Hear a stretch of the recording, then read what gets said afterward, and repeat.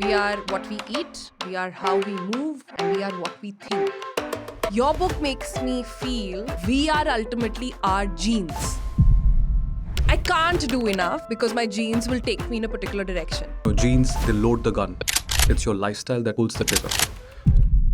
If my dad has blood pressure, if my dad has thyroid, am I just doomed? Am I gonna get it regardless of what I do? It's not only just the diseases that are being passed on, it's basically the lifestyle also that gets passed on from one generation to the other. If, say, somebody is a marathon runner in the family, does that mean the coming generations will have higher muscle mass? This is going to be controversial, but the diabetes prevalence in marathon runners or endurance athletes is among the highest in the world. Really? People think that they've stopped eating sugar, then they're fine. You know, your roti, your rice, your bread, it is same as sugar. Your body converts it into glucose as it would convert sugar. The buzzword these days, which is insulin resistance. For the first 5 to 10 years of you repeating this lifestyle, your insulin levels keep going up. But your blood sugar levels are still maintained because of that compensatory method. So insulin levels are spiking, and they're working really hard to keep the glucose levels up. Oh my God, 1 second. So all this while, when my body is actually fighting with insulin resistance, I am not diabetic. You're not. All this while, my test results will come out fine. Exactly. All this while, I will feel there is nothing wrong in my body. But it's been, you're saying, 5 to 10 years in the making. So the famines that India faced during the British rule, our bodies today still have impact from it? India faced 31 famines. Our genes evolved in a way to actually store more fat. Our bodies, they were built for survival. They were built for scarcity. Now we're not living in scarcity anymore. We're actually living in abundance. A lot of people I know start their day with coconut water and chia seeds soaked in it. You're basically spiking your blood sugar first thing in the morning. Oh gosh, I am heartbroken. I don't know what to say.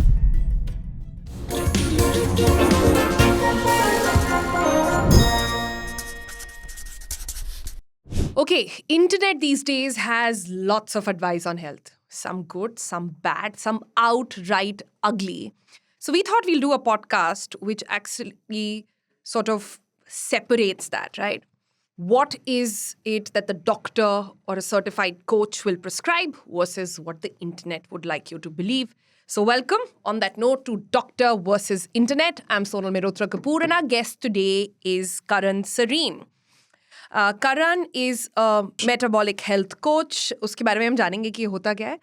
And also he's been part of several startups, but his story is very interesting, and why we thought it would be very nice to have him on the podcast is because his own life instances sort of got him thinking a particular way about health and approach it very differently. जैसे आपके और हमारे साथ होता है, हमारी family में अगर किसी एक के साथ कैंसर है जिसको मिला है, पूरी फैमिली का पर्सपेक्टिव बदल जाता है. हमारी फैमिली में अगर किसी एक इंसान को डायबिटीज़ है, हमारा पर्सपेक्टिव बदल जाता है. सो करण का भी पर्सपेक्टिव बदला और अब उन्होंने एक किताब लिखी है जिसमें वो चाह रहे हैं आपका और मेरा भी पर्सपेक्टिव बदले. तो Karan, let me start with this. आपने बहुत सारी स्टेटिस्टिक्स दी हैं जिसमें लिखा है कि इंडिया में डायबिटीज़ कैपिटल है, हाइपरटेंशन कैपिटल है, हमारे पास सब तरह की डिजीज़ेज़ हैं. अब हम एक अबंडेंट सोसाइटी हैं, हमारे पास इतना खाना है और इतने लोग हैं जो एक्सेस खाना खा रहे हैं जिसकी वजह से लार्जली ये सारे इश्यूज़ निकल कर आ रहे हैं. तो मैं सबसे पहले जानना चाहती हूँ, आप दिन में क्या खाते हैं? आपको जिनको इतनी नॉलेज है सारी चीज़ों के बारे में, आप दिन में क्या खाते हैं? What's your routine like on food? Yeah, that's a very interesting question. And I must say that my diet is very boring. Because I tend to eat same food pretty much throughout the week. My breakfast is fixed, which is eggs. Sometimes I add a protein shake to it, but mostly it's eggs. How many? 3 to 4 eggs. That's how I start my morning. Every single day. There is no change whatsoever. And I'm totally happy with that. I don't feel the urge to eat anything else. I'm very happy with that. In fact, I look forward to getting up every morning and having my eggs with my black coffee. So that's how I start my day. I don't snack, so I don't eat anything in between my meals. I take 3 meals in a day, starting with the breakfast, which I just told you. Then I move on to my lunch. My lunch is also fairly boring, and it's also fixed pretty much all the days. I eat the same stuff. I don't want to call it a salad because when I say it a salad, then people think a salad khata hai. Actually, it's a very, very hearty salad. So what I do is I take a good portion of greens, so leafy vegetables. I take a really good portion of chicken.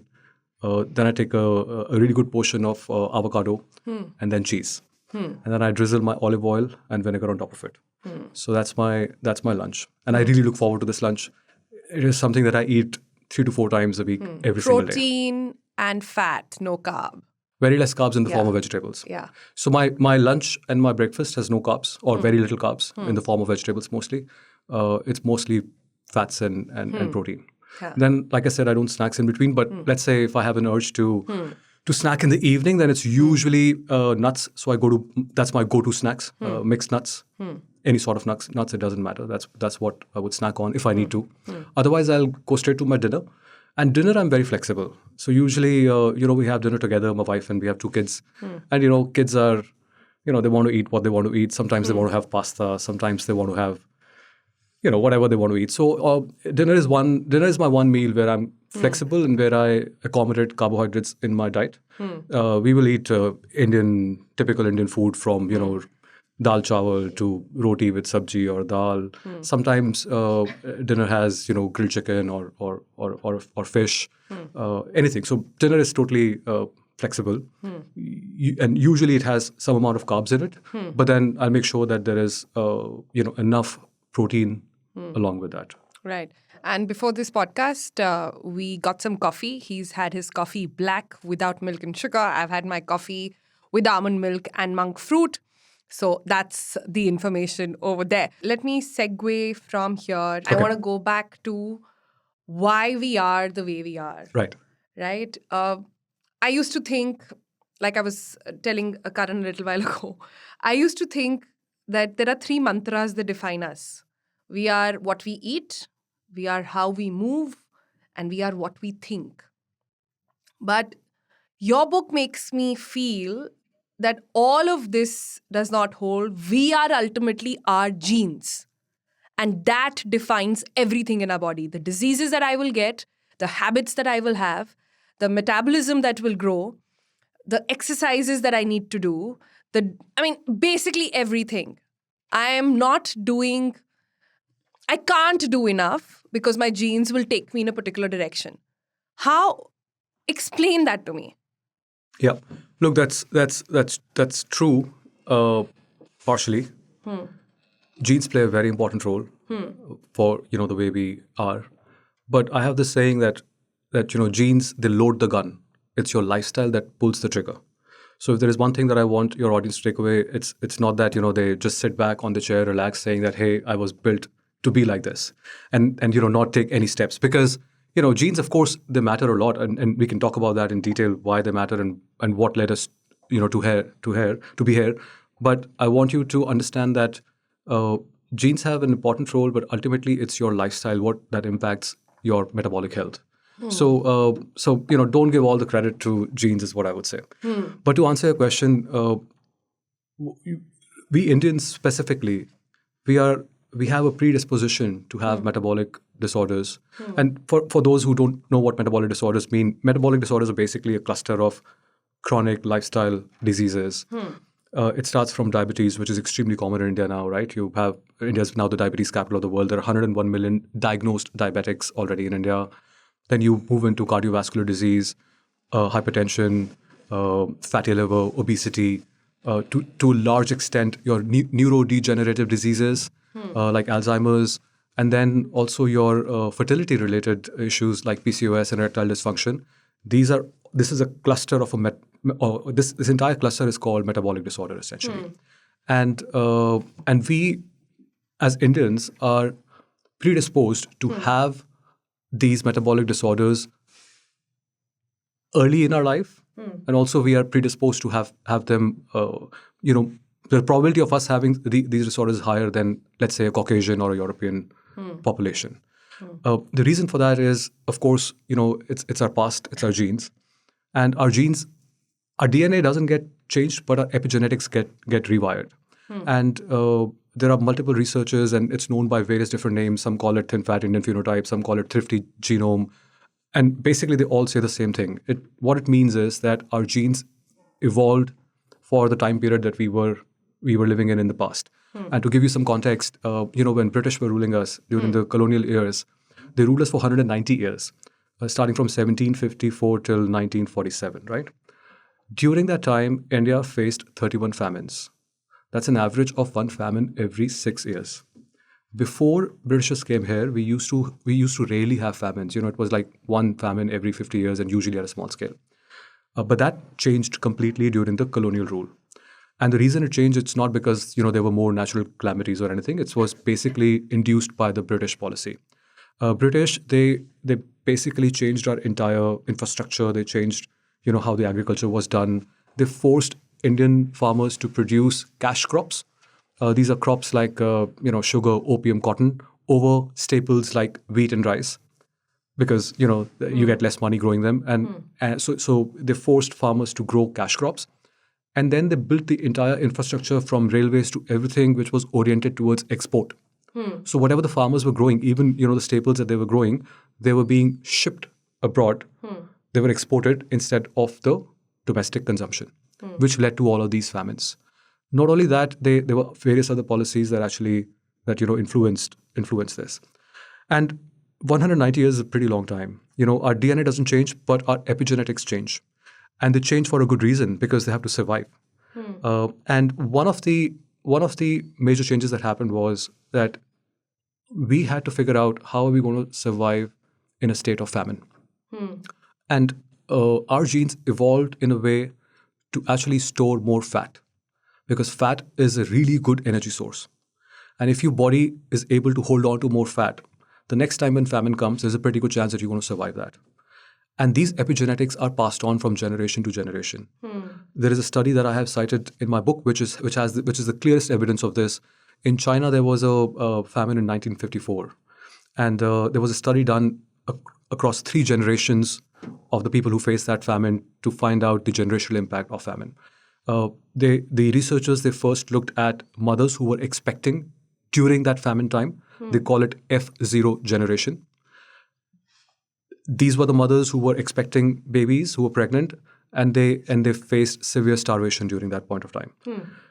Then they looked at the next generation. So basically, these are the offsprings or children who were born out of those mothers.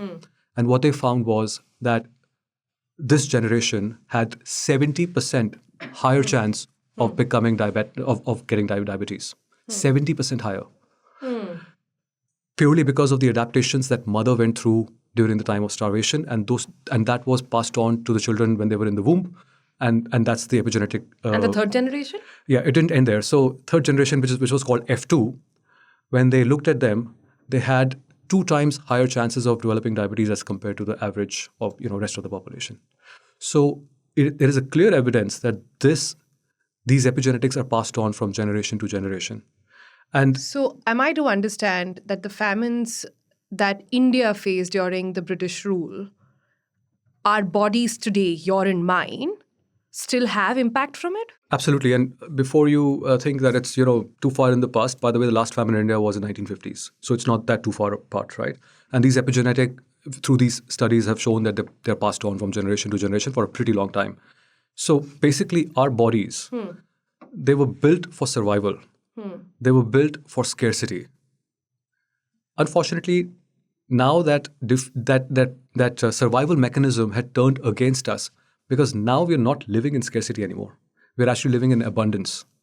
We have calorie-dense food available around us all the time. Most of us are eating anywhere from 3 to 6 meals a day. And we can order food in like under 10 minutes on our mobile phone. Our activity level has gone down a lot. Now instead of hunting food, we just open the mobile phone and we order, and the maximum amount of effort that we put is to go to the door and collect the food order, right? So we find ourselves in an age which is full of abundance. There's a lot of energy dense food around us, but that's not what our bodies were meant for. So that's why we were built for scarcity, but we find ourselves in abundance, and that is what causes the dissonance, and that's why the metabolic. But won't the body adapt? It takes a long time. It takes a long time. So 50s is when you're saying the last famine came in. Right. So I am generation 3 then, right? I don't know how old I you are, am but I am generation 3 then. If my but grandmother, but who's to say it perhaps. stops there? It's your epigenetics that have evolved over a long period of time. Let me give you another example. So there's another study that I cited in the book that might blow your mind away completely. There was a study that was done that looked at the skeletal remains of Indians, South Asians from the past 11,000 years. Okay, and they compared these skeletal remains with the skeletal remains of population in the West. What they found was that even 11,000 years ago, our skeletal remains showed that Indians had a lower muscle mass. And by the way, that has not changed. That has only gotten worse. So 10,000. So when agriculture came in, it got worse, and when industrialization came in, it got even worse. So our muscle mass has always been on a lower side as compared to the Western population. There is also a really good hypothesis why that happens, because we live in a hot climate. Okay, muscle is a metabolically most expensive tissue. It needs a lot of energy, which also means that it actually generates a lot of heat. When you're already living in a hot environment, your body adapts to have less lean muscle, so that less heat is produced. So that's a evolution that has been documented and seen 11,000 years ago, and it still exists today. Right. It still exists today because the surveys say that kids who are born in India, newborns in India versus newborn kids in Europe, even as a newborn, the kid in India will have more fat versus muscle, and Europeans will have more muscles versus fat. That's a remarkable study done by Dr. Chitranjan Yajanik. He's the director of KIM Hospital in Pune. He's among the world's top 2% researchers. He's a pioneer, and he basically pioneered Indian thin fat phenotype. And his study looked at newborn babies in India and compared their body type with the newborn babies in West. What his study showed very clearly is that at the time when Indian babies are born, they tend to have lower muscle mass.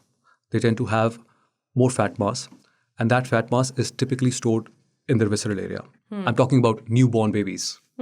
So we are still born for scarcity. And this research was done, I think, maybe 10 years ago or so. I'm probably getting the date wrong. It is mentioned in the book. But this is a remarkable study. It shows that we are born with this predisposition even today. And our bodies are basically built for scarcity, but we are being born in abundance. Right. But it'll change eventually, right? Because the world is not going anywhere. The data that we have now, that world over, there are more obese people than malnourished. India has always been a complicated country, right? We have malnutrition along with obesity. So we've got to tackle both ends of the spectrum. But world over now, we are in a position where there is more food available, like what you call is a stage of or a phase of abundance. And there are more obese people than there are malnourished. So in a situation like that, what are some of the dramatic things that you think need to be done? Again, I'm going back to understanding my genes better here. And the question that I always get, and the question that I have always had, that if my dad has blood pressure, which he does, if my dad has thyroid, which he does, if high blood pressure has been running in the family on both sides, am I just doomed? Am I going to get it regardless of what I do? Yeah. Look, just a quick remark before I answer that. It's probably going to change, but it's probably not going to change in our lifetimes. So honestly, I don't think too much about it. I don't think the epigenetic changes are so fast that we're going to see these genes changing in our lifetime. So I don't know what happens after us. And honestly, I don't care. I think I would rather focus on things that I can control during my lifetime. And I guess that's where we can get, the maximum bang out of the buck as well. Yeah. But to answer your question, when we think of diseases, and especially if our parents or if our grandparents have a certain disease, we tend to think that that's passed on from one generation to other. Why don't we think about lifestyle in the same way? It's pretty likely that whatever lifestyle that your grandparents or parents were having is what you were born with. You might have changed now, but I'm pretty sure for the first 20 years of your life, your lifestyle was greatly influenced by your parents. So it's not only just the diseases that are being passed on. It's basically the lifestyle also that gets passed on from one generation to the other. There are studies that show that if parents are super active, their kids tend to be active as well. There's a psychological effect as well, right? They what they see around them is during their formative years is how they eventually end up being. So it is. We think about disease being passed on, but I think that's a very wrong lens to look at this. You should look at the lifestyle being passed on from one generation to the other. And So you're saying I can change it. 100%. I can stand in the way of my genetics. Of course. And I can say if I change my lifestyle. And I think the millennial generation is a little bit like that. Right. I think a lot of us who left like small towns, came and made a life for ourselves. For better or worse, we don't. Like I know for myself, I don't eat the same food I ate growing up. I ate like 2 chapatis, 3 chapatis for lunch. I ate like a big bowl of rice for dinner. And there was always some sabzi. Always had a lot of aloo. By now, I come from UP. There was always a dal, which changed with seasons, etc. But now that's hardly the case. I'm counting how much fiber I'm eating. I'm counting how much protein I have. I try to keep out of carbs most days. But I would like to believe I've changed the lifestyle bit a little bit. Is that going to help my baby at all? Or I've done my bit already? No, 100%. Look, that's why when I started this conversation, I said that your genes, they load the gun, but your lifestyle unloads them, or it Pulls the either it'll trigger. unload it or it will pull the trigger. So absolutely, I don't want you to take away from this conversation that it's all doom and gloom, and I'm built to be sick, and this is how it's going to be. The reason I've mentioned or I've talked at length about our genetics is because it is important to understand why we are the way we are. Because if we do not understand that, and if we keep doing what we're doing without having that context, then nothing is going to change. So that's why I focus so much on genetics and why we are built this way. But you can 100% influence these genetics with or counter that with a proper lifestyle, and you can have a very meaningful impact. I think you are probably an anomaly because and maybe not a great example, because the statistics and data shows that the recent ICMR study, for example, it shows that 70% of our calories across India that we consume, it comes from carbohydrates, right? Correct. So you might not be a great example here. If you zoom out and if you look at the larger population, we are still You're saying I'm an aberration. Not a lot of people are like that. Okay. Possibly. Yeah, but how much of this is genetic? Like, if obesity runs in the family, is it driven by genes that I'm going to be more obese? If, say, somebody is a marathon runner in the family, does that mean the coming generations will have higher muscle mass? If diabetes runs in the family, am I likely to, despite all changes, will I have to work that extra mile to fight it out? That's Yeah. what I'm trying to understand. Yeah.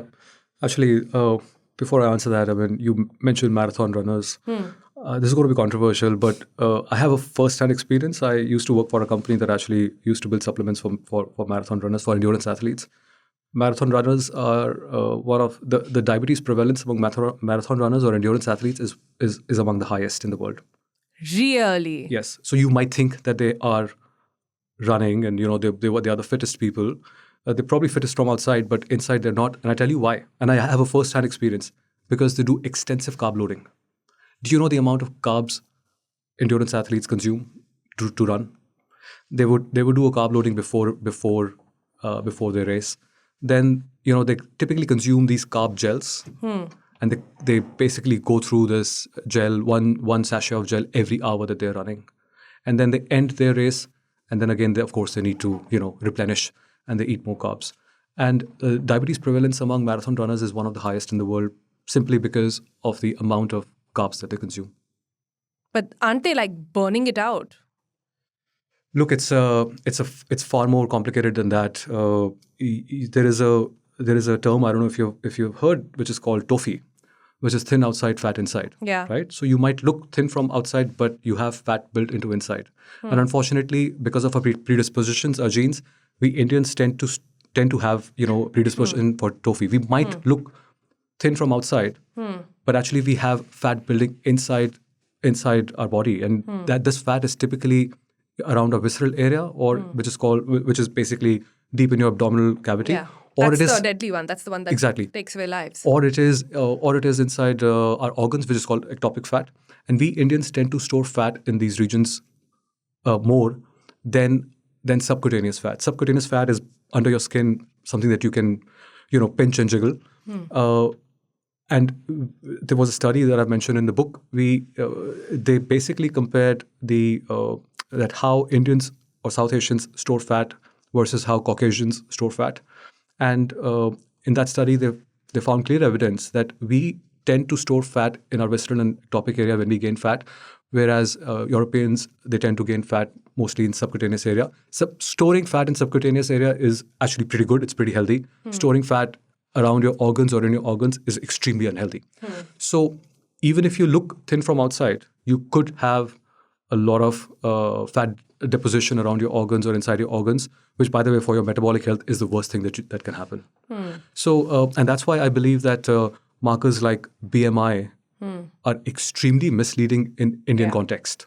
There's another research I've pointed in my book, which actually says that which actually looked at the at what stage do Indians develop metabolic disorders versus again Caucasians, and what they found was that we Indians tend to develop metabolic disorders or diabetes or other metabolic conditions that I mentioned before at a much lower BMI as compared to Caucasians. Correct.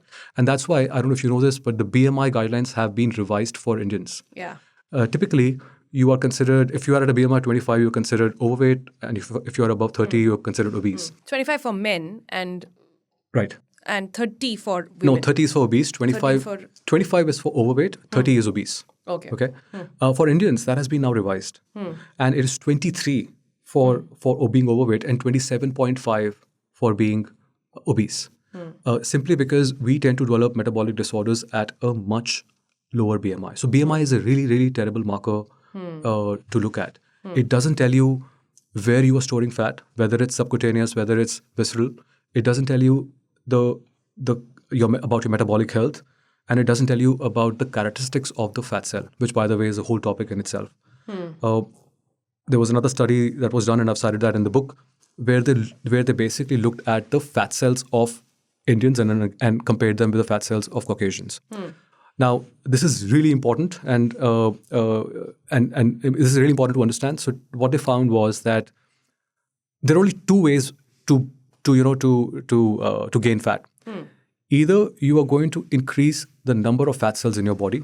That's called hyperplasia, which, by the way, is a very healthy way of gaining fat. You have tiny fat cells, but you have multiple fat cells. You're growing the mass of the fat cell, not the size of the fat cell. And then the second way of gaining fat is that you grow the size of the existing fat cells. Okay? This is, by the way, a very unhealthy way of gaining fat. Because your fat cells, they have a remarkable ability to grow. They can grow up to 100 times than the normal size, which is, by the way, fat cell is the only cell in the body that can do that. And it's like a water balloon that's filling. But then there is a limit, right? At one point of time, it's going to burst. And if it bursts, then it is going to release all sorts of pro-inflammatory markers in your body. It's going to worsen your insulin resistance. So we Indians tend to increase the size of our fat cell, which is called hypertrophy, instead of hyperplasia, which is increasing the number of fat cells. So this study compared the fat cells among Caucasians and Indians, and they found that Caucasians typically, when they gain fat, they increase the number of fat cells. We Indians, when we grow fat, what are we doing different that this is happening to us? That's genes. That's the impact of our genes, because so the same amount of fat that I consume. Yes. An Indian body's response to fat versus a Caucasian is going to be different. 100%. We are going to have the same fat cells that will blow up in size. They will have multiple. Their fat cells I can do nothing. No, to change that. This is completely beyond your control. This is the evolution. This is how we are built up, and that's why BMI is such a terrible marker, because it does not tell you the characteristics of the fat cell. It does not tell you, it does not tell you about your metabolic health. So it's a terrible marker. Is this why genetically we tend to put on more weight as Indians? Yes, because that's what we are designed to do. I mean, we were living in a state of starvation for a pretty long time, and our bodies evolved over a period of time to store more fat so that we can survive the next famine that's going to come.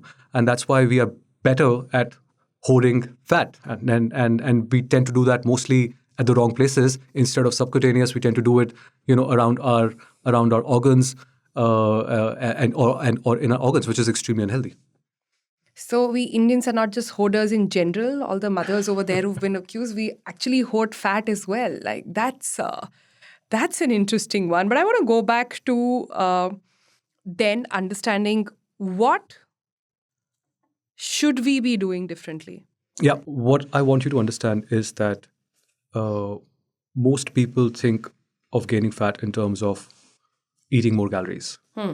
We have been for decades told, calorie in, calorie out is how you gain or lose fat, right? Which is not wrong, but it is incomplete. And that is exactly the reason why we find ourselves in this situation.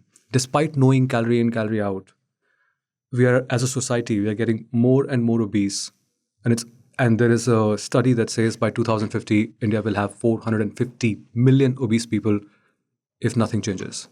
So despite knowing calorie in, calorie out for so long, why are we getting more obese? Because I think people don't understand how many calories they're eating. No, that's not. I think if I go around and I ask people, okay, how much calories do you think your 2 chapatis and dal and rice and basic ghar ka khana has? And people think ghar ka khana hai to sab acha But what does it tell you? That tells you that this simple math equation anyway is flawed, right? Because you cannot. It's very hard, first of all, for most people to understand, to measure the calorie in. And let me tell you, calorie out has far more variables. If you think counting calorie in is difficult, counting calorie out has much more variables. There are multiple ways through which calories are excreted, right? So our bodies are not steam engines. This law of thermodynamics was built for steam engines, not for human body, because steam engine is a closed environment. What comes in, what goes out can be measured. And that's where the law of thermodynamics comes from. Human body is not a closed system. It is an open system. First of all, it's very hard for you to measure how much calories are coming in. Secondly, it's extremely impossible for a normal person to know how many calories are actually going out. I get it. That's why I'm asking you. So how do I understand? But before we how do I get to it? Yeah, before we get there, this is still an incomplete equation. One thing that most people do not understand is that calories matter. You need energy, and that's where the calories come in. And if you don't have energy, then you won't store anything. So of course, calories matter. I don't want people to take away that calories are important. Calories are certainly important. But there is one hormone that decides whether that calorie is stored or whether that calorie is burned. And guess what that hormone is? It's insulin. If in your body insulin is high, it will tell your cells to store energy. If your insulin is low, you will burn that energy. So calorie in, calorie out is incomplete equation. You need that hormone to store energy. I can give you an absolute proof of this right now. I don't know if you know, there is a condition called diabulimia. It is a condition of type 1 diabetic. It's an eating disorder. So type 1 diabetics, as you know, their pancreas don't produce insulin, so they are entirely dependent on exogenous external insulin. If they don't take insulin, then it could be very lethal. There is an eating disorder among type 1 diabetics. Some of them who want to stay thin, they would stop taking insulin. And they can consume 10,000 calories in a day. They will not gain fat. They will not put on fat. Simply because they have stopped taking insulin. That hormone is missing in their body. Their body doesn't produce insulin, right? They're entirely dependent on exogenous. So what some people unfortunately do, and this could be life-threatening, by the way, I must say, that in order to stay thin, they will just stop taking exogenous insulin. This is an extremely, extremely dangerous situation. You can put yourself in harm's way. But a lot of people do that. This disorder is called diabulimia. And these people can eat 10,000 calories in a day and they will not put on weight, simply because insulin is missing. That's the absolute proof that you need insulin in your body to store fat. If insulin is not there, your body is burning fat. It is not storing fat. So calorie in, calorie out model is incomplete. It takes in the energy part, but what is going to drive that energy to be stored or spent is decided by the hormone insulin. So obesity is not just calorie in, calorie out. There is a hormonal effect that is the key component of weight gain or weight loss. So calories are important, but they're secondary. It's insulin. Yes. Which brings me to the buzzword these days, which is insulin resistance. Right. Everybody I know around me is wearing a CGM monitor these days. The word, I don't know how understood or not it is really, but people are talking about, having, there are some who are talking about having 2 glasses of beer and not having that impact your insulin. There are others who talk about a small piece of bread that can cause insulin spike. So what exactly is insulin resistance? Yeah. Look, before we talk about insulin resistance, let's talk about insulin, because I think a lot of people misunderstand insulin as a drug or a medicine that diabetics take, which is true. But insulin is actually a hormone that is produced by our body, and in specific, it is produced by pancreas. Pancreas is an organ that is tucked right behind your stomach. Okay. Now, why our body produces insulin? Because it is a very sophisticated system, actually. We normally have some level of glucose running in our blood. Okay. Our body has to maintain our blood sugar levels in a very narrow range. And it works really hard to keep our blood sugar in that range. Simply because if the blood sugar is too high, then it's actually quite dangerous for us. It can cause nerve damage, eye damage, kidney damage. Your endothelial cells in your vessels get damaged. So high blood sugar is a problem. Also, low blood sugar is a problem. If your blood sugar goes too low, you can actually get seizures. You can go into coma. It's our body has to maintain our blood sugar in a very narrow range. Now, every time we eat, and when we eat carbohydrates, our blood sugar levels rise. Okay. Now, our body has to somehow manage this, right? And that's where He said when you eat carbohydrates, your body spikes in sugar. He did not say when you eat sugar, it spikes. So please note that. Yeah, that's the biggest misconception. People think that they've stopped eating sugar, then they're fine. Actually, your roti, your rice, your bread, it is same as sugar. It is extremely high on carbohydrates. When you eat these things, as they are digested, your body converts it into glucose as it would convert sugar, and your pancreas have to release insulin to take care of that. So carbohydrates, yeah. So whenever you eat carbohydrates, your blood sugar levels start to go up. Your pancreas detect that the blood sugar levels are going up. So they have to come in to control that, and they release insulin. And what's insulin's job is that it would basically take this excess blood glucose in our bloodstream, and it would take it to various tissues, mainly muscle tissue and fat cell, and it would go to these tissues, and it will facilitate the uptake of glucose in those tissues. So basically, it's like a bouncer, and that bouncer is going to take the glucose with them, and it's going to knock on the door of muscle tissue or fat cell, and it's going to say, "Hey, I have excess glucose in the bloodstream, and I don't know what to do with it. Please take this. Otherwise, something serious might happen." And our muscle tissue and our fat cells, they open the door, and they absorb the excess glucose that is in our bloodstream. What they do with it, 2 things. Either they would convert it into energy for immediate use. If you don't need energy immediately, then they will store it for future use. Right? So that's what insulin does. Without insulin, this doesn't work. Type 1 diabetics who do not produce insulin have to depend on external insulin to make this function happen. That's how critical this function is. Okay.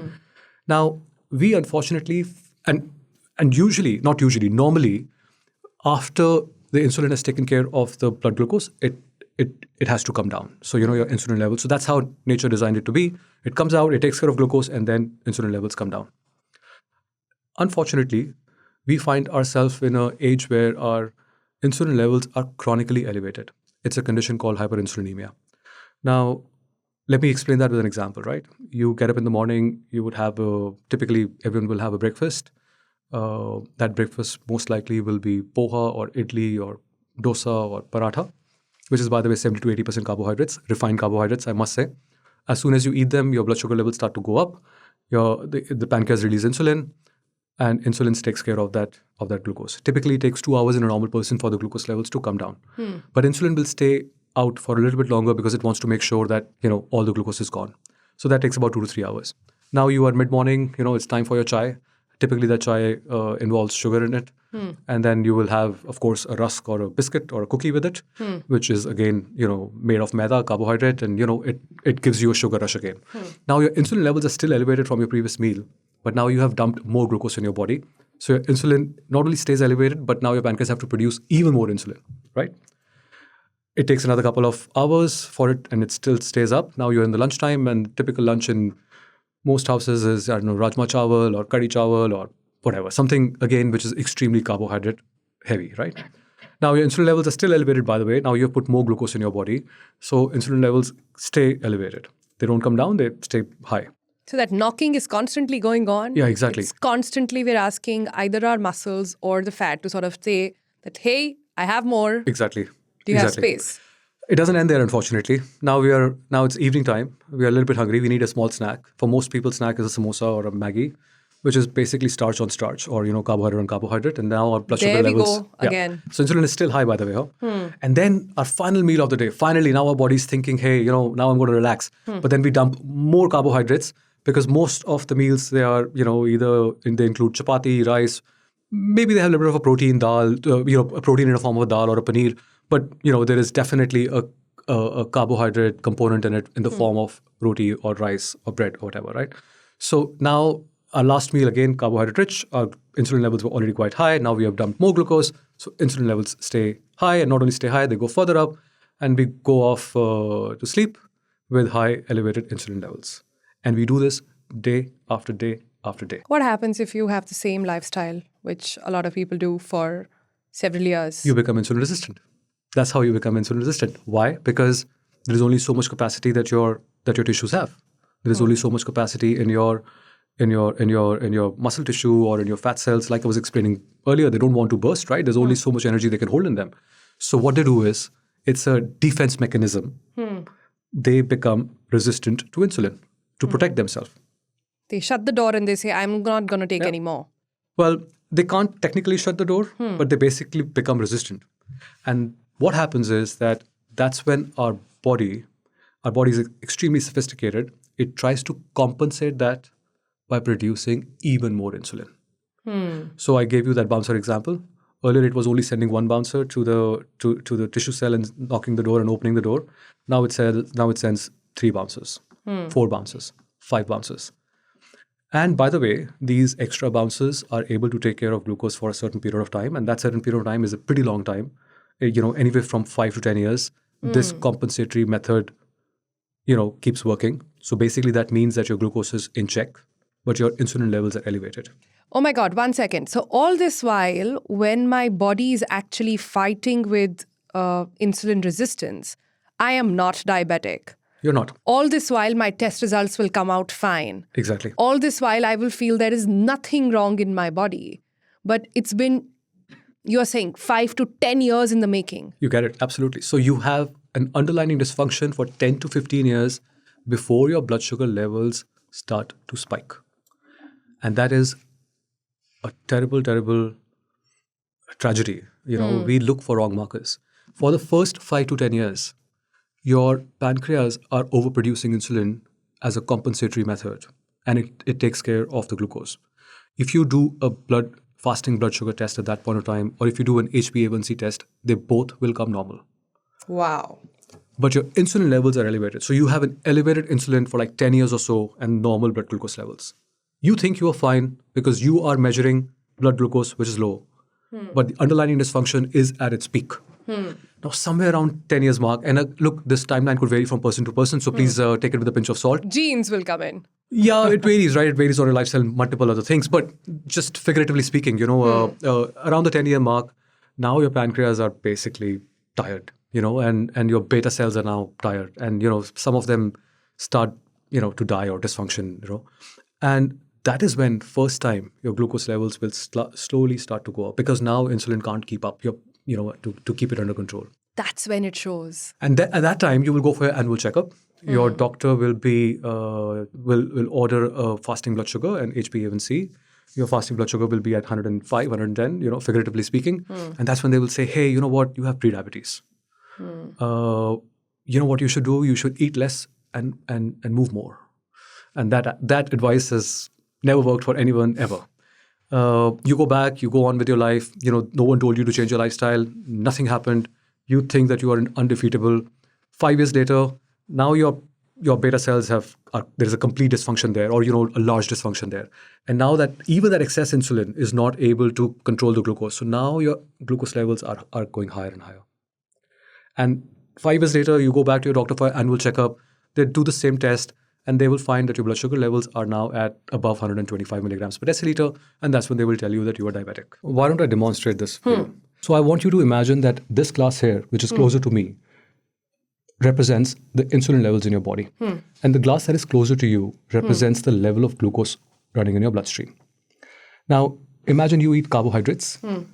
Let's say you had roti or rice or whatever, right? So you eat carbohydrates, so your blood sugar levels will go up. And the coffee beans, they represent in this case, they represent the level of glucose, right? So your glucose levels go up. Now, what your body will do, because as I mentioned earlier, high level of glucose in your bloodstream is actually toxic. So your pancreas, they release insulin, and insulin comes in to take care of the excess glucose running in your body. So now your insulin jar fills up with more insulin. Now, unfortunately, due to our lifestyle, we keep eating more and more carbohydrates and we keep moving less. So we have more and more insulin. We had our breakfast, which was idli. We had our lunch, which was rajma chawal. Then we had our dinner, which was roti. So we are putting more glucose. Now insulin has to come. Our body has to release even more insulin to take care of that. Right? Now, in the initial phase, from the first 5 to 10 years, our body has a very sophisticated system to manage this. Our pancreas, they produce more and more insulin to take care of the glucose in our body. So what that means is, for the first 5 to 10 years of you repeating this lifestyle, your insulin levels keep going up. But your blood sugar levels are still maintained because of that compensatory method. So insulin levels are spiking and they're working really hard to keep the glucose levels up. So in these 10 years, if you order a fasting blood sugar test or HbA1c test, it is going to show normal. Simply because there is an underlying dysfunction behind it which is keeping it normal. If you check for your fasting insulin during this time, it will be quite high. So your insulin keeps going up, keeps going up, keeps going up. Now, figuratively speaking, let's say that you are 10 years in with the same lifestyle, nothing has changed. And now, your pancreas are unable to keep up with the pressure. And eventually your beta cells start to die. And that is when first time, even the excess insulin in your bloodstream will not be able to keep the glucose down. So that is when your glucose will start to go up slowly. Now your insulin is high, and now your glucose is going higher and higher. Now in the 10th year, figuratively speaking, you go to your doctor, and this time in their annual checkup, they again order blood sugar, fasting blood sugar and HbA1c, and they notice that your fasting blood sugar is at 105 or 110, and they tell you that you are pre-diabetic. What they will do is they will typically give you an advice that they will not give you medication at this stage. Most likely, they will tell you, hey, eat less and move more. And that advice has never worked for anyone because you are not really fundamentally changing the underlying dysfunction. So you still have chronically high levels of insulin and you have insulin resistance. But this insulin is not enough to keep your glucose levels low. And in the year 10 to 15 is when your glucose levels will start to rise. To a level where they will come to a point where your glucose levels are above 125 milligrams per deciliter. You go to your doctor, they will do a check, they will find it above 125 milligrams per deciliter, and that's when they will declare you diabetic. And that's the problem. This jar, we could have totally avoided filling it if we would have fixed the underlying dysfunction which started roughly 15 years ago. So insulin resistance, or rather diabetes, is the direct manifestation of insulin resistance. And it takes roughly 10 to 15 years for your blood sugar and your HbA1c to go up. Was there any stage where one could have reversed this? Like they say diabetes is not reversible, There is a reason right? they say that, because it is not reversible if you follow their advice. If it is not reversible through medicine. That is why.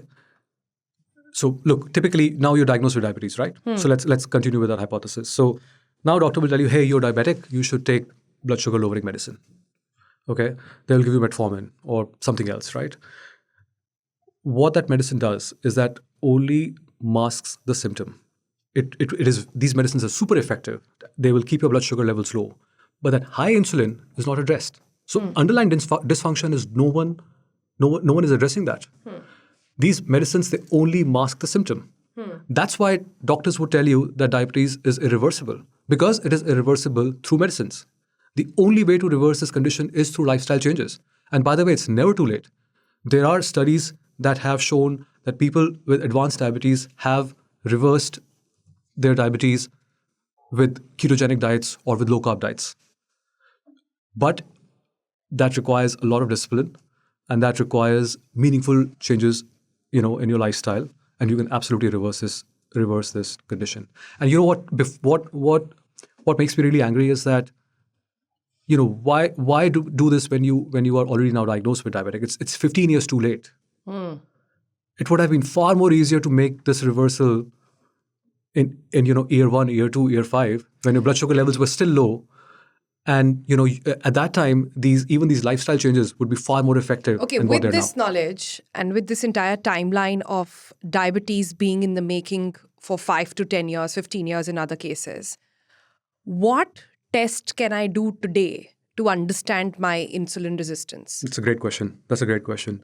And the good news here is that there are blood tests, but there are far more simpler things that you can do to diagnose this much in advance. Far more simpler things. So I'll break it down into two. One, there are clinical markers, and second, there are blood markers. I'm going to start with clinical markers because they cost zero, and I can look at you and I can tell you whether you are insulin resistant or not, and you can do the same once you have this knowledge. Okay, so let's start with the clinical markers, and then we'll come to the blood markers. I don't know if you're aware of this, but some people, I'm sure you must have seen, some people tend to have these skin tags. These are small little, skin bumps that you would often find at the back of the neck, around the neck, groin, armpits, wherever the skin rubs with each other. You will find that some people have these skin tags. And if not skin tags, then some people will develop what is called skin patch. Okay, this is basically darkening of the skin, usually around the neck area. It looks dirty, but it's actually not dirty. You can't just clean it up. It's like a velvety black patch. Have you ever seen that? Yeah. That is the absolute proof that the person has insulin resistance. Why? Because insulin, as I mentioned before, is a growth hormone. It is anabolic. It actually causes abnormal growth in your skin cells. And that results into either that skin patch or these the bumps in the skin. So if you are someone who has these abnormal skin tags or darkening of the skin, especially around the neck area, groin area, armpit area, there is a pretty good chance that you have a high level of insulin resistance. Simple thing, no test required. You can look and you can tell, right? Second, again, very simple thing, your waist size. Look, people who are insulin resistant, insulin resistance has a very close relationship with obesity. And typically, people tend to gain fat, but like I explained before, they tend to gain fat around the visceral area. So around your tummy, right? Or deep in your abdominal cavity, which basically makes your waist circumference to go up, right? And, especially in Punjabi families, I come from a Punjabi family, this pot belly is considered a sign of prosperity. You know what I mean? So actually, it's a sign of insulin resistance because if you have a waist circumference that is too large, and there are guidelines around it. I think for men it is 90 centimeters, and for women it is 80 centimeters. But actually, I have a better way to track this because it's more personalized. Your waist size should be whatever, whether you take it in inches or centimeters, it doesn't matter. Should be half of your height. If it is more than that, then you have visceral fat. Waist should be half of the height. Yeah. That sounds too much of waist. It is pretty generous, but research says that's a pretty good borderline. Ideally, so if I thought there is a hip waist ratio that is calculated and seen. This is waist to height ratio. It's a very well established researched marker. Your height to waist ratio, and so let's say if you are someone who's 160 centimeters, then your waist should be below 80 centimeters. If it is above 80 centimeters, then you have there is a pretty good chance of a metabolic dysfunction. It's a well-established rule and very simple. You can look at someone and you can tell. You can tell. How they look like, and that's easy. Third thing, high blood pressure. People think blood pressure is because of eating excessive salt. 50% of the blood pressure hypertension cases are because of insulin resistance. So if you have hypertension, it is not an absolute proof, but there is a pretty good chance that you have insulin. The underlying factor is insulin resistance. I can explain if you want to know. 1 second. Insulin resistance leads to diabetes, I understand. But insulin resistance leading to blood pressure? Yeah. Like, Let me explain that very quickly. Yeah. So when your insulin levels are chronically elevated, it actually promotes a growth of a hormone called aldosterone. Aldosterone tells your kidneys to retain more salt. Wherever the salt will go, water will follow. Right? Now you are retaining more water because you have more salt, and that constricts your blood flow, and that directly causes your blood pressure to go up. In 50%, and this is research, by the way, it's not me saying I've cited this research in the book. The research says that 50% of hypertension cases are because of insulin resistance. So if you have a hypertension, if your blood pressure is above 130 or 80, above normal, then there's a pretty good chance that that is driven by insulin resistance. The last clinical marker that I would that I would like to mention is PCOS and erectile dysfunction. It is absolutely certain that that if you have either of these, with women PCOS and with men erectile dysfunction, you have insulin resistance. In fact, there is a study that was recently published that said that erectile dysfunction is perhaps one of the first manifestations of insulin resistance. That's how strong the relationship is.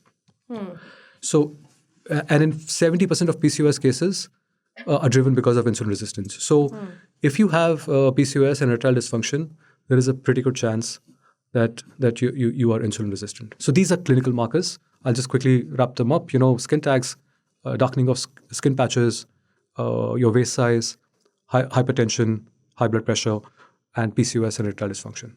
You don't need any blood tests for this. It's very simple. You can anyone listening to this can make this checklist, and they can go through that, and they will know. But there are also blood tests. Yes. Now we get to the blood test. And this is what pisses me off.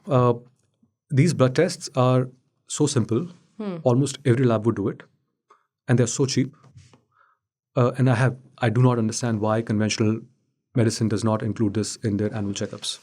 It is a crime, in my opinion. They look for blood sugar, which takes 15 years to go up, but they don't look for the underlying marker. The number one, the best test is fasting insulin.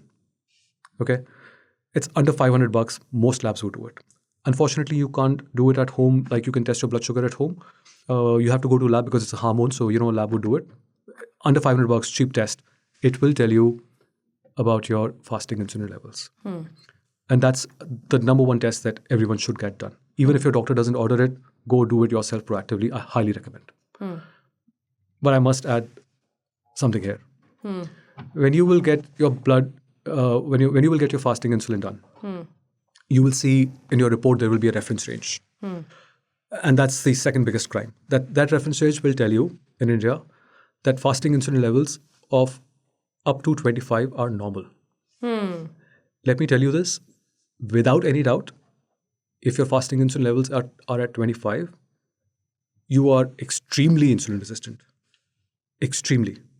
What you want is that and this is all the research and data pointing, right? The optimal fasting insulin levels are 5 and below. So when you get this test done, you want your fasting insulin levels to be 5 or below. 5 to 7 is good. 7 to 10 is early resistance. Above 10 is insulin resistance. So fasting insulin is the number one test that I would recommend. Yeah. Then the second test is called HOMA-IR, HOMA-IR. Actually, it's a really good test because it takes into account fasting insulin and fasting glucose. So it gives you a complete picture. You can, again, any lab would do it. And to save you some money, you don't have to order HOMA-IR because it tends to be slightly expensive. You can get your fasting glucose and you can get your fasting insulin. You multiply fasting insulin with fasting glucose and you divide that by 405, you will get your HOMA-IR score. And you want your HOMA-IR score for optimal metabolic health to be around 1 or below. And 1 to 1.5 is considered acceptable, good. 1.5 to 2 is early resistance. Above 2 is insulin resistance. That's HOMA-IR. Highly recommend that test as well. And then last test that I would recommend, actually, it's an indirect marker, but it's actually a pretty good marker. And the beauty is that this test at least is included on all the annual tests. But the unfortunate part is that we look at the wrong stuff in this test. And this is basically a lipid panel. So lipid panels are commonly ordered by everyone. And somehow our medical fraternity is obsessed with the cholesterol, total cholesterol count, or LDL. There are multiple human researchers that point that high cholesterol and high LDL is a marker of longevity. Cholesterol is a molecule of life. You are made of cholesterol. Your brain is made of cholesterol. Your sex hormones are made of cholesterol. You will not synthesize vitamin D if you don't have cholesterol in your body. And somehow cholesterol is the villain. But nonetheless, so when you look at your lipid panel, there's total cholesterol, there's LDL, there's HDL, there's triglycerides, there's VLDL. What you want to look at are two things. One is your HDL number. You ideally want your HDL to be as high as possible. And the second thing you want to look at is your triglycerides. And you want your triglycerides number to be as low as possible. And typically there is a term called triglycerides to HDL ratio. Simply take your triglycerides divided by HDL, you will get a ratio. For optimal metabolic health, that should be 1 and below. 1 to 1.5 is acceptable, okay. 1.5 to 2 is early resistance, above 2 is insulin resistance. Triglycerides to HDL ratio is a really good marker for insulin resistance. So these are the three blood tests that everyone should get done. Okay. So we've discussed insulin resistance at length, and I'm very glad we did. But I still want to understand how exactly insulin resistance impacts body. We know it leads to diabetes in the long run. You've explained that beautifully. You also said hypertension. Are there other diseases that are a fallout of insulin resistance? Insulin resistance is the common denominator among all the metabolic disorders that exist out there. One thing I want you to understand is that we have discussed the role of insulin in bringing the blood sugar down at length. But that is just one function of insulin. Insulin has far more reaching effects or roles in your body than just managing your blood sugar. Insulin decides how your liver stores fat. Insulin is critical for memory formation in your brain.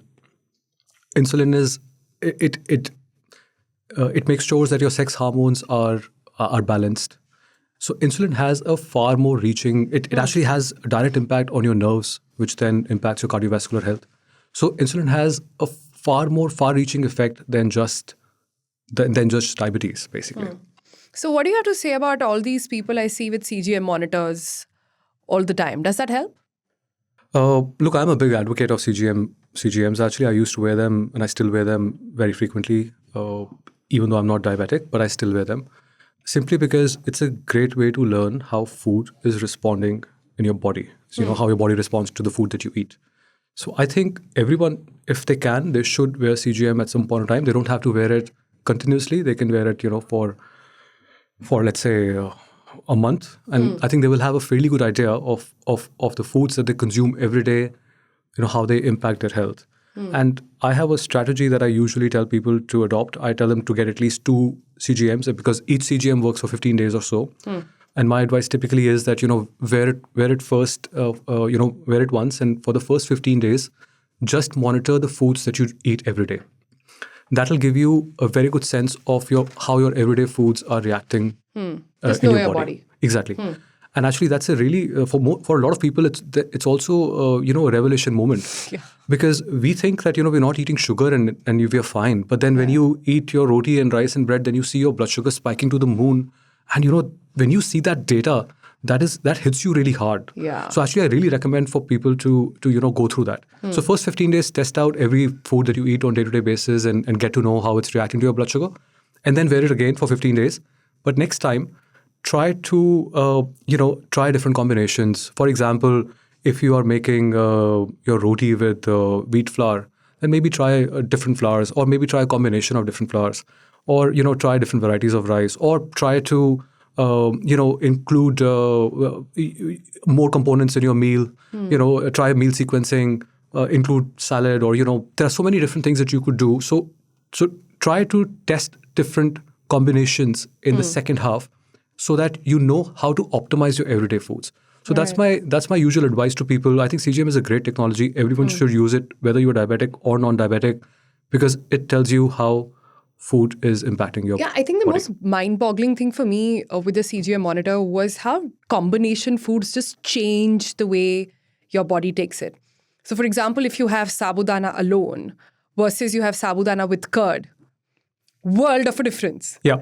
Versus having, just a slice of bread versus sourdough bread, right? They're just these small little things, and you go back to thinking why certain foods back in the day when your nannies and dadis cooked it were designed a particular way, or the Yeah. combinations were of a particular kind.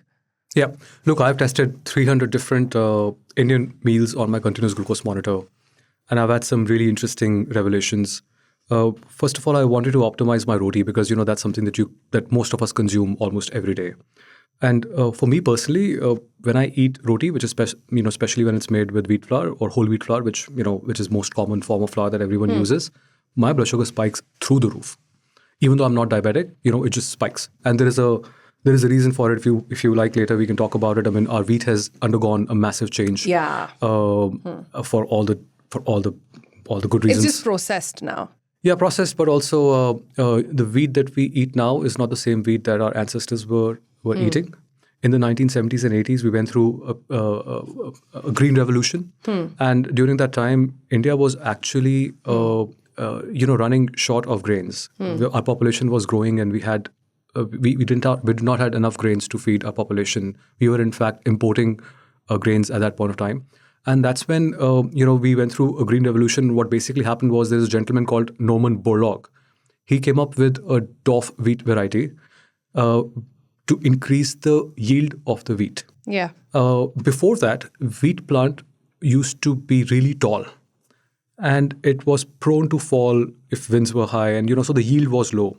So basically, he came up with a DOF variety, which made sure that, the wheat plant would stay fairly short. And it increased the yield of the wheat, and that's how we were able to feed our hungry population. But what it also did was that hybridization of wheat changed the structure of the wheat. Wheat contains starch in two forms, and there's one form particular called amylopectin, which is basically pure starch. And the content of amylopectin in our wheat went substantially higher when it went through this hybridization. Same thing happened with rice during that time. The first innovation in rice came with a variety called IR8. And same thing happened, it went through, because we wanted to increase the yield. And so we basically were able to save hunger, by increasing the yield. But in the process, we changed the wheat that we eat today. A lot of people tell me, hey, my grandparents have been eating this for centuries. How can it be bad? I want you to understand that what your grandparents were eating is not the same not the same grain that you're eating today. To come back, so wheat for me spikes my blood sugar a lot. And I have tested like 10 different flours on my continuous glucose monitor. I've done, extensive like laboratory type tests. I've just eaten rotis without anything whatsoever because I wanted to truly understand, what the roti is doing to me. And for example, I ate 2 rotis made with whole wheat flour, with 50 grams of whole wheat flour. My blood sugar went up by 80 points, which is like massive, right?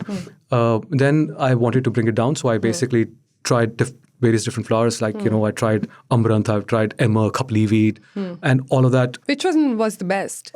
Yeah, I'll come to that. But I must tell you that people who tell you that Amaranth and Kapli are blood sugar friendly, let me tell you they're not. They're absolutely not.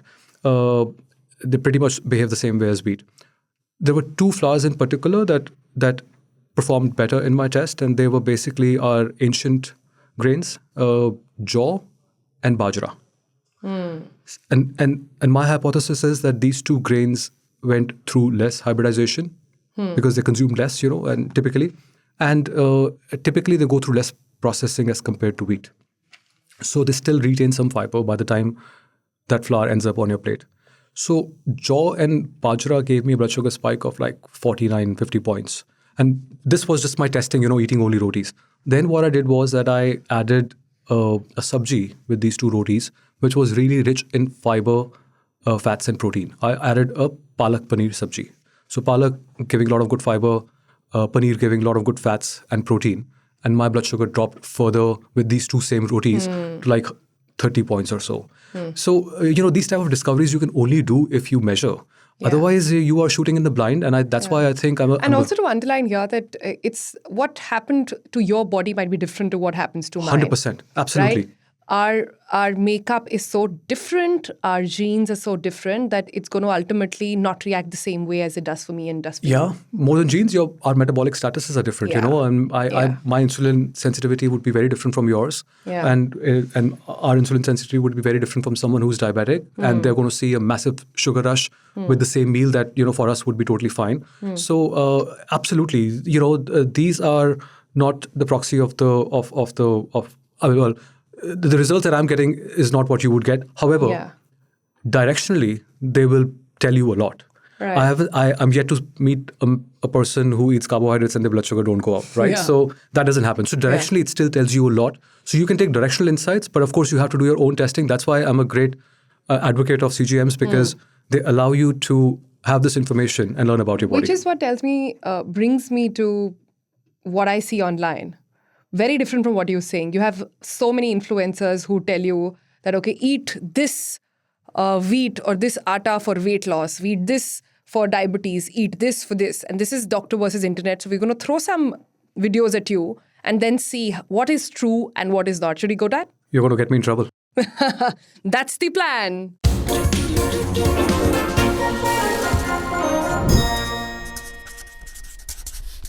If you eat wheat roti, you will gain weight and the sugar in the body will also increase. If you eat jowar roti, you will lose weight because it has less calories and it also controls your sugar. If you eat maize roti, it will give you energy and also boost immunity in the body. If you eat ragi roti, it will strengthen your bones because it contains calcium and iron, which increases hemoglobin in the body. If you eat bajra roti, it will control your diabetes and keep the body warm during winter. If you eat gram flour roti, there will be muscle growth in your body because it contains high levels of protein. If you eat oats roti, your cholesterol will decrease and your heart health will improve. Do not forget to follow Muscle Meta for more such tips. This is something that completely pisses me off. People will tell you that eat millets because they're blood sugar friendly. Let me tell you that millets are absolutely not blood sugar friendly. Oh. Whoever is telling you that millets are blood sugar friendly, they're absolutely lying. I haven't seen any evidence with my own testing, and I haven't seen any research that tells me that millets are blood sugar friendly.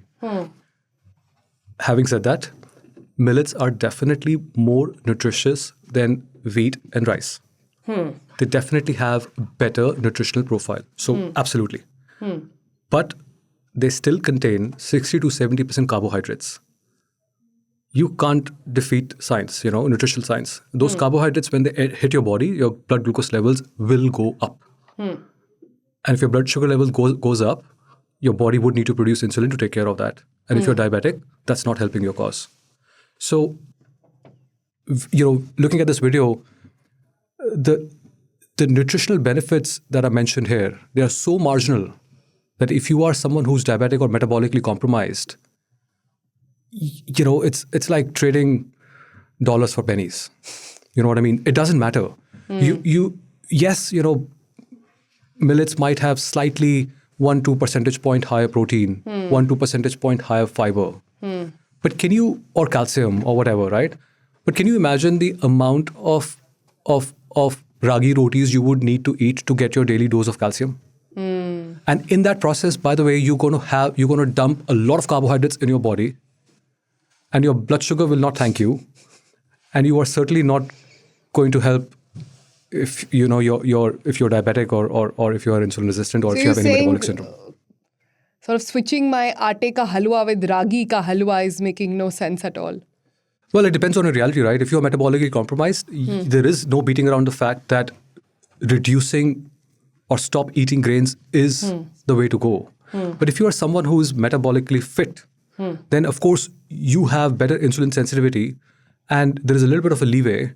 And of course, then you can make these trades of wheat roti with any other flour because it's nutritionally better.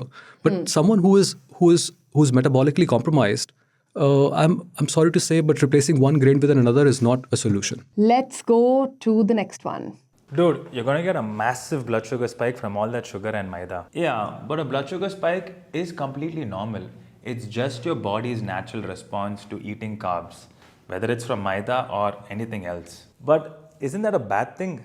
like that sugar and maida you're eating, is just going to be stored as fat. Well, not really. When your blood sugar rises, the hormone insulin transports that sugar to various parts of the body. Some of it is stored as glycogen in your muscles and liver, while some of it is stored as fat, basically as an energy reserve for later use. Now here's the important part. Throughout the day, just to function, your body constantly needs energy. So it taps into these glycogen and fat stores to get energy. So if you're in a calorie deficit, you will burn more fat than you store, even after eating something sugary. Well, look, I think people who actually who tell you that blood sugar spikes don't matter, I think they're actually doing a disservice to this country.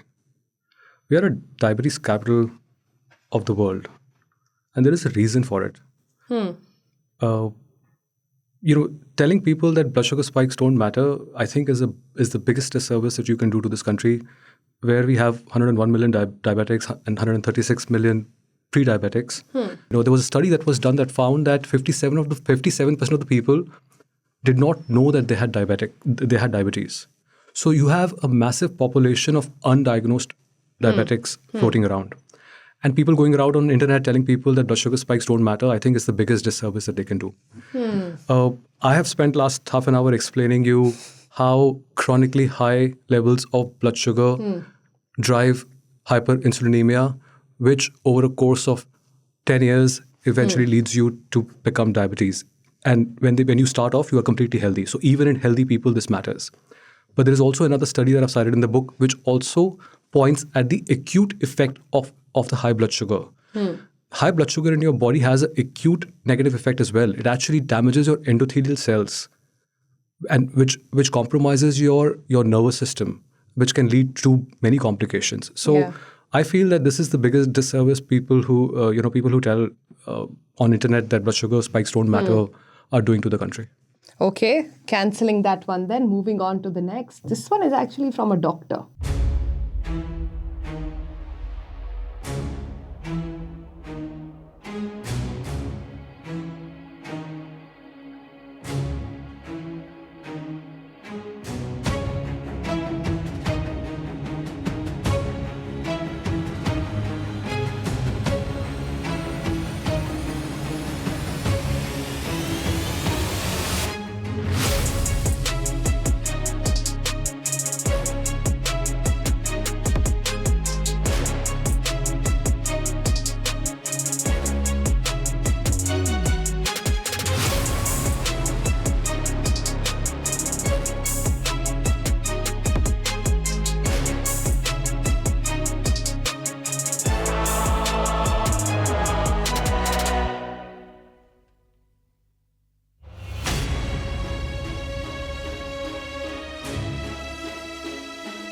So here's a doctor who's saying that turmeric, black pepper, lemon, and water, that's all you need to unclog your arteries. Is that true?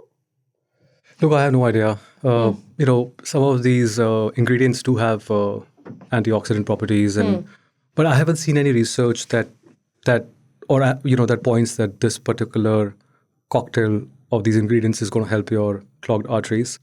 But what science tells us is that insulin resistance is one of the main drivers of cardiovascular diseases. It has various mechanisms through which it affects your cardiovascular system. The most direct mechanism is that it impacts your endothelial cells and nitric oxide production. So basically, insulin, if you have high insulin in your blood sugar or in your body, then what it does is that it inhibits the production of nitric oxide in your endothelial cells. Endothelial cells are lining your blood vessels, and they typically are, they're supposed to be smooth like Teflon so that blood can flow effortlessly. And blood vessels dilate properly. And for that dilation, nitric oxide is essential, and that's produced by the endothelial cells. If your insulin levels are chronically high, that actually inhibits the production of nitric oxide in your body. And now you have blood vessels that are constricted. On top of that, insulin resistance also contributes significantly to stiffening of the arteries and forming plaques.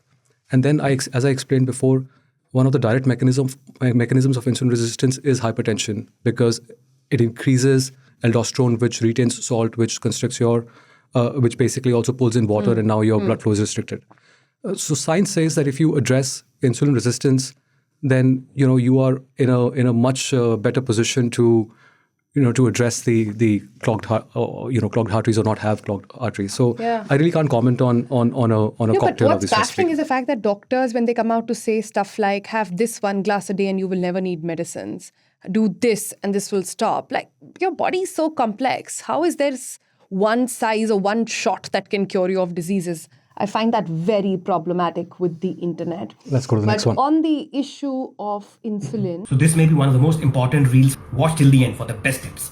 Hello, I'm Dr. British-induced Arora and I have a master's in medicine from CNC Bangalore. Most doctors like to do superficial testing like lipid profile, cholesterol profile, but in 2025, this is the modern era. We have wonderful biomarkers to predict future health and future disease. First is ApoB. This is apolipoprotein B. So this is kind of a bullet जो artery में घुसती है. So this is an advanced form of cholesterol test. So this is an advanced cholesterol panel. Second, fasting insulin. So fasting insulin gives us a window into the future and tells us about the risk of developing diabetes. Fasting insulin actually can show abnormalities much before sugars start rising. So that means even before pre-diabetes or diabetes. Next are HSCRP, that means high sensitivity CRP, not the normal CRP. This is different. And homocysteine level. So these are inflammatory markers. They tell us about the inflammation of the heart and the blood vessels from the heart. They are prediction markers for heart attacks. And next is omega-3 index. So omega-3 index is not a very easily achievable test. Some labs provide kits and some big labs actually do it. But if you can get it done, then this gives you a very deep insight into the risk of developing metabolic dysfunction and diseases like Alzheimer's dementia. So these advanced metabolic biomarkers give us a beautiful insight into the future and they predict our health. do they? I think we finally have a winner. I completely 100% agree with what he has said. Yeah. Like I said, typically our diagnostic system, it looks for the late stage markers, whereas we should be more proactive and we should be looking at, advanced early stage markers. And I think what this doctor has mentioned is absolutely correct. I'm a big proponent of, getting fasting insulin done. Even as I explained before, the lipid profile, we look at total cholesterol, but it's far more complex than that. Yeah. Absolutely right on getting the homocysteine test. I have a friend, Dr. Ankur Verma, who runs the ER at Max Hospital. He's been running a very fascinating research for the last 1 year. He basically tracks metabolic markers of all the heart attack patients that come into his ER. And his research is still to be published, but the patterns are very clear. Most of these patients, they tend to have high homocysteine and they tend to have low B12. So actually, if I may add anything to what this doctor has B12. said, I would say also get your B12 tested along with the things that he has said. Yeah, but at what age do you need this testing done?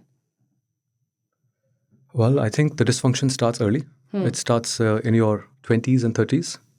So if you want to be proactive, then I think it's a pretty good idea not to wait until your 40s and 50s. All right. So from 20s onward, you would suggest you do this every year or? Well, maybe no. I think in 20s, you don't need to do this every year.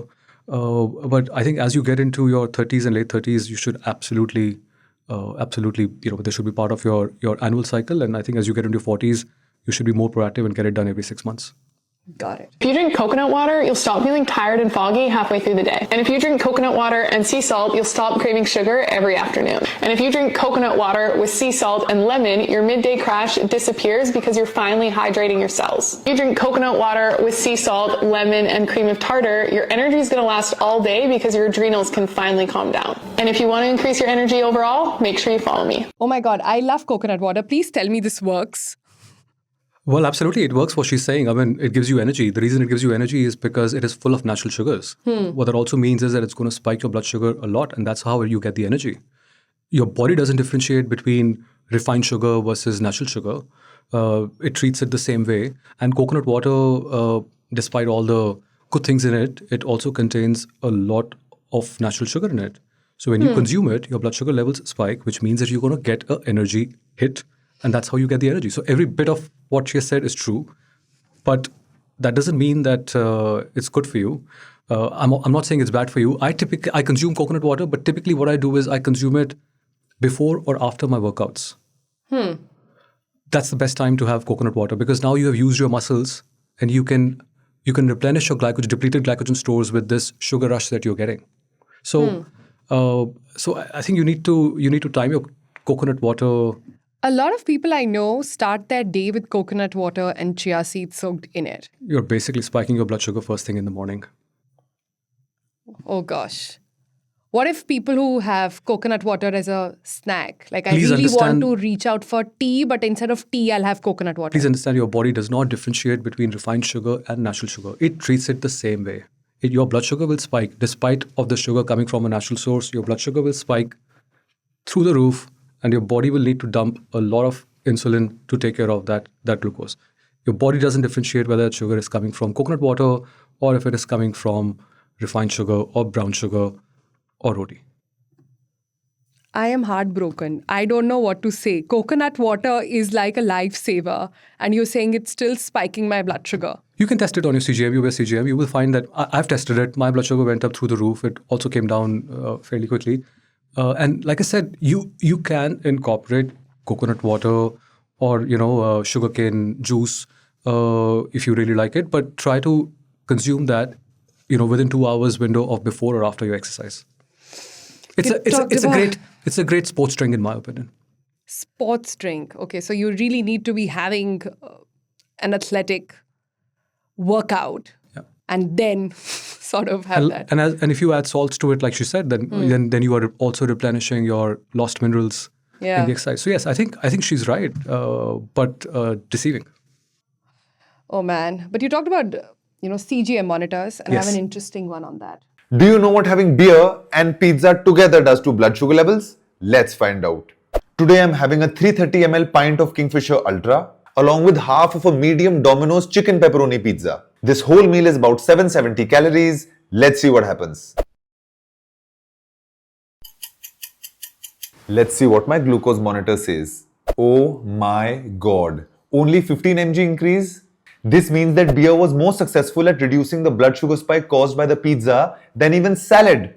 Quick comparison, when I had pizza on its own, my blood sugar levels had increased by 38 mg. And when I had a salad before having the pizza, my blood sugar levels increased by 21 mg, which is great, but this is lower. Plus, if you notice, after 45 minutes, my blood sugar levels actually started falling below baseline, the blue dots. And it took almost 4 hours for them to come back to normal, which is insane because I had pizza along with the beer. Now, obviously, I'm not going to start having a beer every time I have a pizza, but this is very interesting to know. So, coconut is spiking my blood sugar, but beer with pizza is not. Like, in which world is this going to be true? There is a scientific reasoning for it, but before we discuss that, let me start by saying that, actually, before I even say that, look, I am a great advocate of CGMs, but I feel that this particular example was maybe not the best example of the use of this technology. So let me begin by saying alcohol is a toxin for your body. And when we ingest alcohol, our body it stops doing everything else and it tries really hard to get rid of this toxin. So your liver will stop doing everything else and its main job and only job will remain to get rid of the alcohol. And that is the reason, even if you're consuming carbohydrates with alcohol, your blood sugar, basically your liver is refusing, your liver is saying, hey, I have a bigger toxin than sugar to take care of. And let me get rid of alcohol first before I get rid of the sugar or the glucose that is coming from pizza. So that's why you don't see your blood sugar levels go up. But let me tell you, this is not a way to manage a blood sugar. This is so dangerous that if you alcohol consumption can actually cause hypoglycemia. What that means is that your blood sugar levels can go down below the dangerous level. If you consume too much alcohol, there is a good chance that especially if you're empty stomach or anything, you can go in hypoglycememia. So your blood sugar levels will go down below the dangerous level. You can get seizures, you can go into coma. So kids out there, don't take this lightly. Alcohol is a toxin for your body. I do not promote consumption of alcohol. And it is absolutely not the way to manage your blood sugar. The results that you saw were primarily because your liver said, I have a bigger toxin to take care of before I take care of sugar. So instead of metabolizing sugar, it started metabolizing alcohol, and that's why you do not see the spike here. Oh man, this is complicated, which is why that is actually my problem with CGMs, because I feel it makes everybody an expert, but only half an expert. Because you read trends, but you don't understand values. You read what's happening to your body, but you don't really get into why it's happening. And also it's a little delayed, right? Like what you eat now versus, how it's going to have. But this is really like crazy for me. Like I said. That's why they say sometimes half knowledge is worse than having no knowledge. At all, which brings me to the last video that we've got for you. अगर आपको diabetes है या फिर blood sugar को control में रखने की tension रहती है तो आज मैं आपको एक simple easy to follow morning routine बताने वाला हूं जो कि आप आज से ही फॉलो कर सकते हैं. ट्रस्ट मी, इससे आपका ब्लड शुगर लेवल हमेशा कंट्रोल में रहेगा. तो सुबह सुबह उठकर सबसे पहले ये ट्राई कीजिए. 1 गिलास पानी लीजिए जिसमें आपने ओवरनाइट 1 टेबलस्पून मेथी सीड्स को सोक किया हो और ये पानी सुबह सुबह खाली पेट पी लीजिए. मेथी सीड्स में सॉल्युबल फाइबर होता है जो कि शुगर के एब्जॉर्प्शन को स्लो करता है. इससे आपका ब्लड शुगर लेवल स्पाइक नहीं करता है और इंसुलिन सेंसिटिविटी भी इम्प्रूव होती है, जो कि डायबिटीज़ मैनेजमेंट के लिए काफ़ी ज़्यादा इंपॉर्टेंट चीज़ है. अगर आप रेगुलरली इस रेमेडी को फॉलो करेंगे तो आपका blood sugar level better control में रहेगा. And the best part is कि ये 100% नेचुरल रेमेडी है, सो नो साइड इफेक्ट्स. तो गाइज, इस सिंपल मॉर्निंग रूटीन को अपनी लाइफ में इंक्लूड करो और रिजल्ट्स देखना शुरू करो. बताइए जी, मेथी पानी पीने से सब ठीक हो जाएगा? Look, I can't speak for the Methi pani, but it is a fact that Methi, which is also called fenugreek, I believe, fenugreek, psyllium husk, they're extremely high in fiber. If you actually incorporate that in your meal, it actually, so what fiber does is that it actually slows the gastric emptying, and what that means is that the blood sugar rise will be more gentler. So if you incorporate that in your meal, I can't speak for the water, but if you incorporate them in the whole form, you will definitely see some benefit. And I've tested this. I've tested fenugreek seeds. I've tested, actually there are now supplements that you can get, fenugreek flakes and stuff like that you can actually consume before your meal. Or you can put them in your flour when you are making a dough. You can actually put a little bit of a psyllium husk, or you can put fenugreek in it, flakes in it. And that would increase the fiber content, which would help in lowering the blood sugar spike. It is not going to take it away. You are still consuming a large dose of carbohydrates. So you will still get a blood sugar spike, but they might be 10% less than usual. There's another one like Methi, which is having apple cider vinegar. Yes, that's my absolute favorite. For your meal. That works? That's my absolute favorite. It 100% works. It's not just apple cider vinegar, it's any vinegar that will work. Simply because vinegar contains acetic acid in it. And acetic acid slows down the gastric emptying. Actually, it's so effective, and I've tested it. It's so effective, and there are studies around this, research has been done around this, that it actually lowers your blood sugar, post-meal blood sugar impact by roughly 30%. So it's a very simple hack. You take apple cider vinegar or vinegar, a spoonful of that in a glass of water, 200 ml. Ideally have it 20 minutes before your meal, and it will have a meaningful impact on lowering your blood sugar response. So are you saying the least you can do is have that little bit of apple cider vinegar or whatever vinegar before? 100%. So I told you about my eating pattern. I usually take carbs once in a day. And before that meal, I always take apple cider vinegar. So I think it's a simple, great hack. You can also carry the tablets with you, if you're going out. And it's such a simple hack that it has a very meaningful impact. It's backed by research. And you can test it, of course, on your own CGMs or your glucose monitors as well. And you will see a noticeable difference. All right, Karan, this has been a very educational session. A lot of myths have been busted. A lot of internet has been put to place by some hard evidence. But I want to end on a note which is actually constructive. We've spoken a lot about what is not to be done. But what are, say, just 3 things or 5 things you think people can do today to, without wearing CGM monitors, without tracking your stress levels, sleep levels, without getting really complicated into a routine or having something before your meal, after your meal, without all of those, some basic principles that we can fall upon for good health? Yeah. Look, in my book, I talk about Big Rock's principle. that principle, actually I've taken inspiration from a time management technique called Big Rock technique. Imagine a glass jar in front of you and imagine that you have big rocks, you have small rocks like pebbles, and you have sand to place in that jar. Big rocks represent your big priorities, most important tasks. Pebbles and small rocks, they basically are your less priority stuff. And then you have sand, which is your miscellaneous stuff, right? Now there are two ways that you can fill this jar. Either you put small rocks and sand first, but then you will be left with no space to put big rocks. Or you put big rocks first and then let the sand naturally settle around those rocks.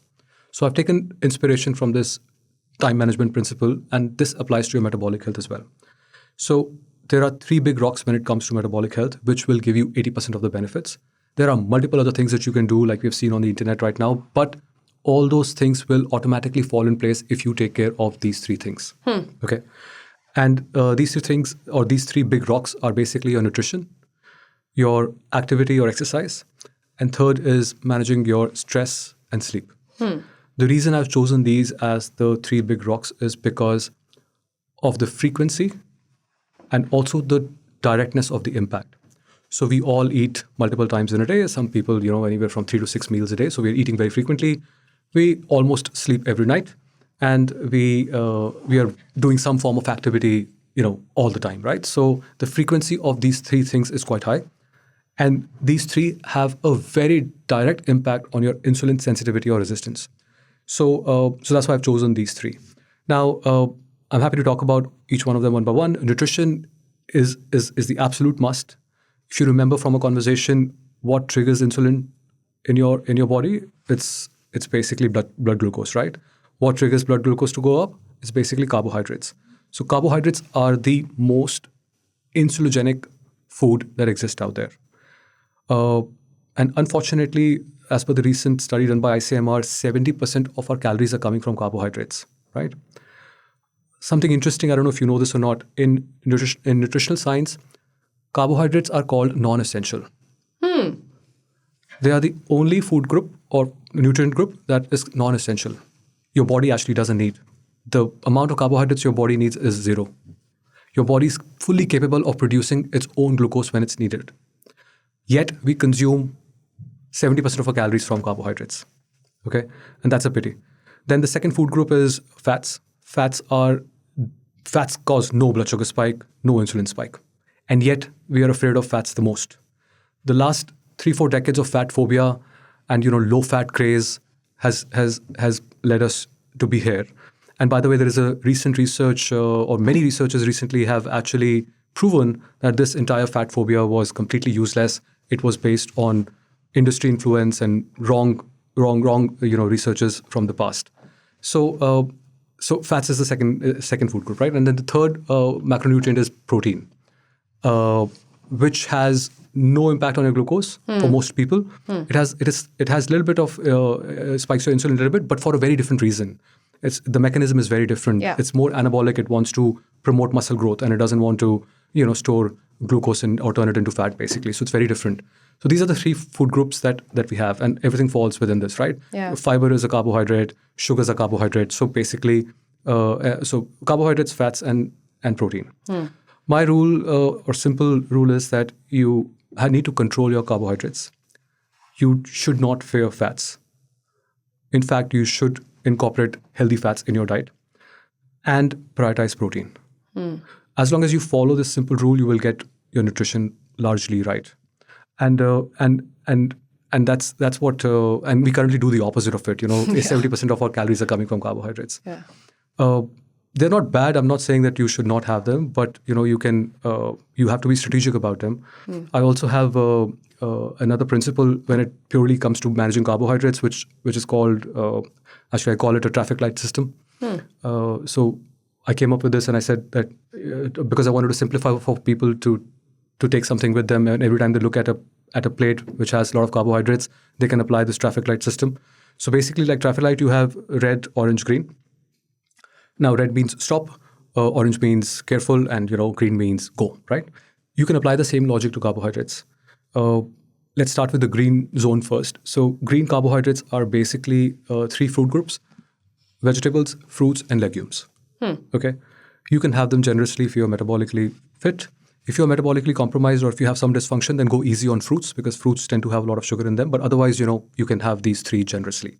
The reason I put them in the green category is because... Legumes as well, I'm fascinated. Yeah. Yes, because these three in nature come with a lot of fiber in them. And that's, like I said, nature designed carbohydrates to come with fiber. Yeah. So vegetables, fruits, and legumes are by default, they come with a lot of fiber in them. And that's why they fall in the green zone and you can have them generously. Then we come to the orange zone. This is where you need to be a little bit cautious. And there are two rules when it comes to this. First of all, portion control. Second of all, timing. But let me first tell you what the orange zone includes. Basically, all the grains. So rice, roti, millets, bread, which is of course made from grains. So all the grains fall in this orange category. You need to, when you are consuming these grains, I don't care whether they are, whatever atta it is, you need to apply some caution there. And typically that caution comes in two forms. One, have a small quantity of that in your plate. Secondly, if you time it well, then you can actually manage these carbs really well. And that perfect timing is in and around your exercise. So if you're out there who goes to a gym, then try to have carbohydrates or the meal that contains carbohydrates 2 hours before or after your exercise. Because by then you have depleted your glycogen stores and that carbohydrates that excess glucose can be put to the right place. So if you time your carbohydrates well, it's fine. And if you do a portion control, it's fine. When I say carbohydrates, I mean, this particular orange grain category of carbohydrates. And then lastly, we come to the red zone. These are all ultra-processed carbohydrates. If I start naming them, it's a very long list. So I would spare you from that. Your chips to cookies to, it's a long list, right? Basically, anything that comes in a box with a barcode is most likely an ultra-processed carbohydrate. And that's something that you should completely avoid. Right. So that's my simple rule to managing carbohydrates. Control carbohydrates. Don't fear fats. Include good fats in your meal, in your meals, in your diet. And prioritize protein, basically. Got it. If you get this right, then you have taken care of the most difficult part, in my opinion. Yeah. Now, let's say you want to optimize further. That's when the second big rock comes, which is activity or movement. As I mentioned before, our muscles, they are the biggest glucose sink in our body. 70% of the circulating blood sugar in our body is consumed by our muscles. So if you put your muscles to use, they will take care of, or largely they will take care of the excess glucose running in your body. Now, I have a full protocol in my book, but to make it short, two things I will mention. First one is something that can be done by anyone who is 20 years old to like 70-year-old, and it's a very simple thing, which is that every time you finish your meal, after that, go for a 20 minutes walk. Something as simple as that has a profound impact.